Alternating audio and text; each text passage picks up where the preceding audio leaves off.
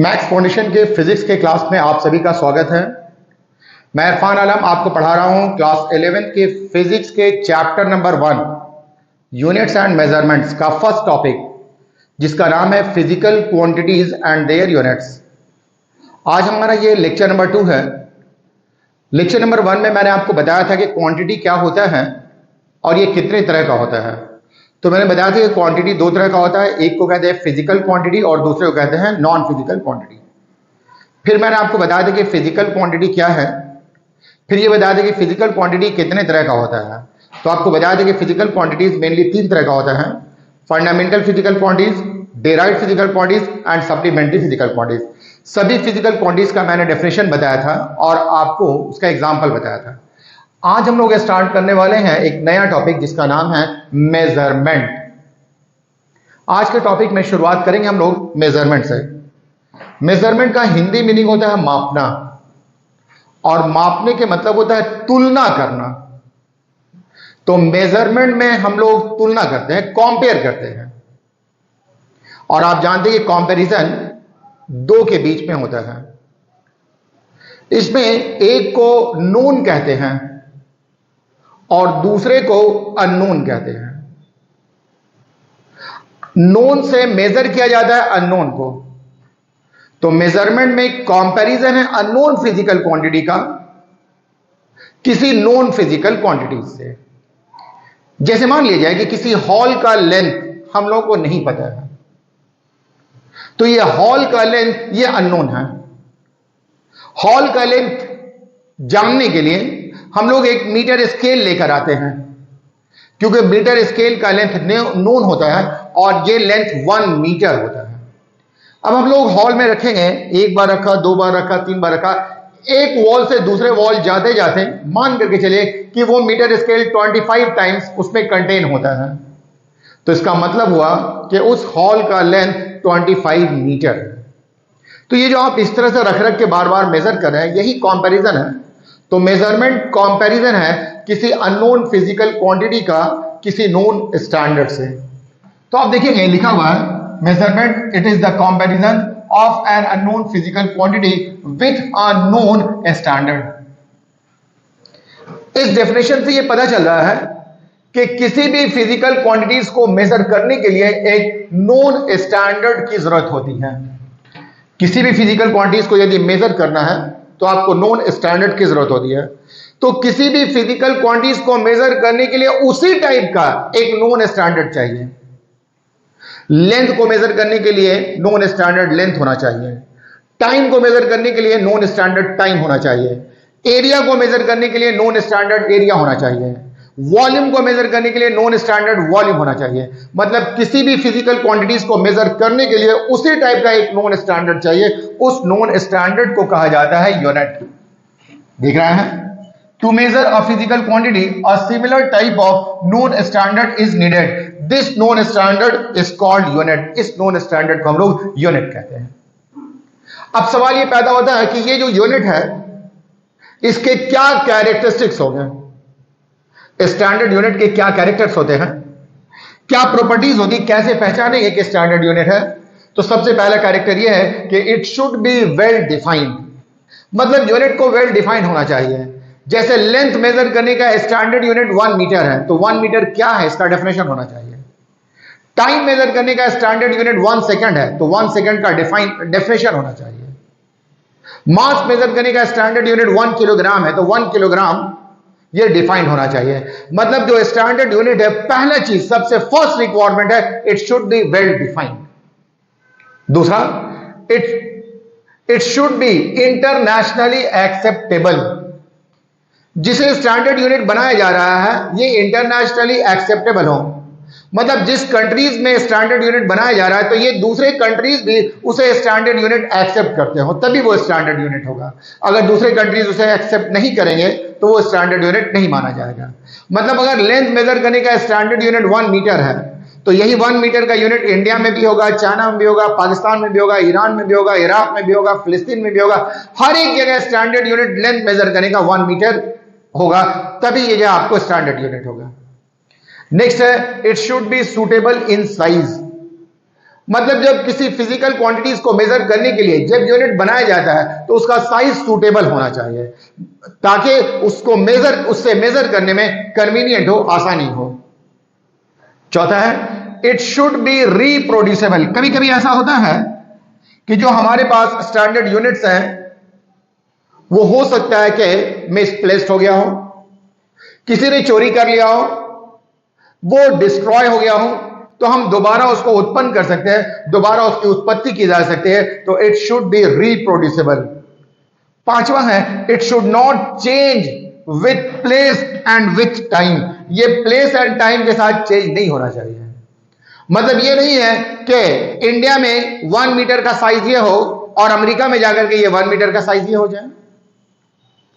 तो प्लेस के साथ और टाइम के साथ चेंज नहीं होना चाहिए। सुबह के वक्त स्टैंडर्ड यूनिट इस लेंथ का है और दोपहर के वक्त ये हो जाए, ऐसा नहीं होना चाहिए। तो स्टैंडर्ड यूनिट, ये 5 कैरेक्टर अगर यूनिट में मौजूद हैं तो वो स्टैंडर्ड यूनिट होगा। पहला, वेल डिफाइंड होना चाहिए। दूसरा, इंटरनेशनली एक्सेप्टेबल होना चाहिए। तीसरा, सूटेबल इन साइज होना चाहिए। चौथा, रिप्रोड्यूसेबल होना चाहिए। पांचवा, it should not change with place and with time. इसके साथ चेंज नहीं होना चाहिए। तो ये था स्टैंडर्ड यूनिट। नेक्स्ट हम लोग चले आएंगे टाइप्स ऑफ स्टैंडर्ड यूनिट में। अगर हम लोग स्टैंडर्ड यूनिट की बात करें तो हम लोगों के पास all together 3 types of standard unit होते हैं। पहले को कहा जाता है फंडामेंटल यूनिट्स, दूसरे को कहा जाता है डेराइव्ड यूनिट्स और तीसरे को कहा जाता है सप्लीमेंट्री यूनिट्स। तो हम लोग फंडामेंटल यूनिट्स किसे कहते हैं ये समझते हैं। फंडामेंटल के मतलब होता है बेसिक्स, बेसिक्स का मतलब स्टार्टर। जब आप कुछ सीखना शुरू करें और जहां से आप स्टार्ट करें वही फंडामेंटल कहलाता है।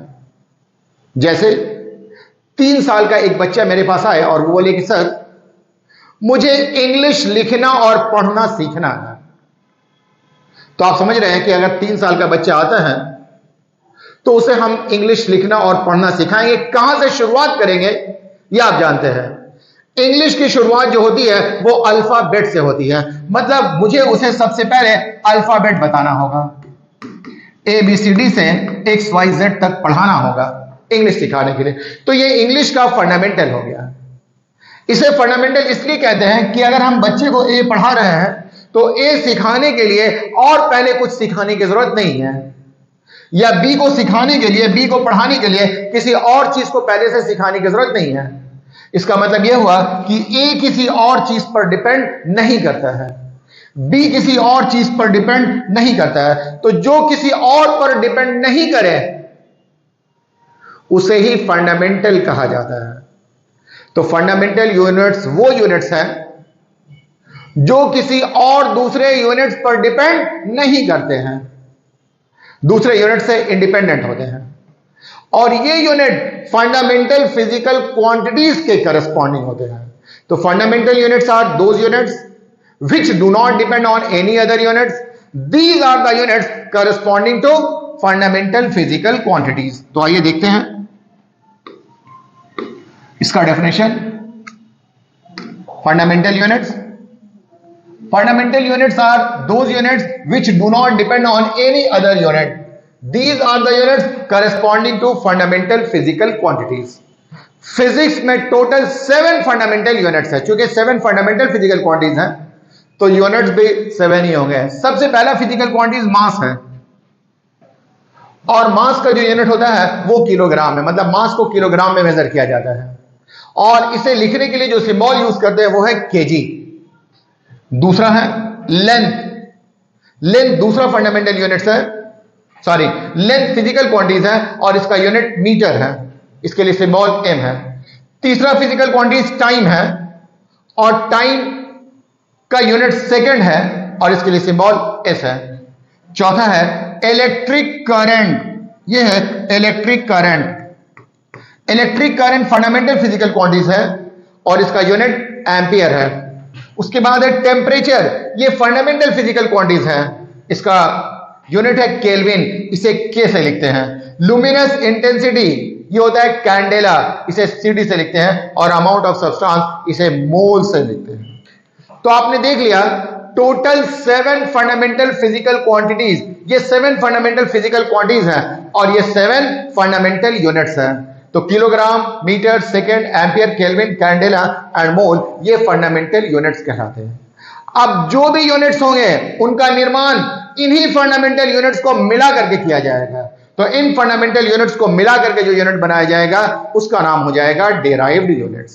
तो आइए समझते हैं डेराइव्ड यूनिट्स के बारे में।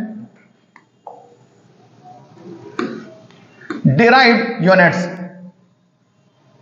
जिसे आप देखेंगे एरिया के बारे में, एरिया डेराइव्ड फिजिकल क्वांटिटीज है। एरिया का फिजिकल फॉर्मूला होता है लेंथ इनटू ब्रेथ,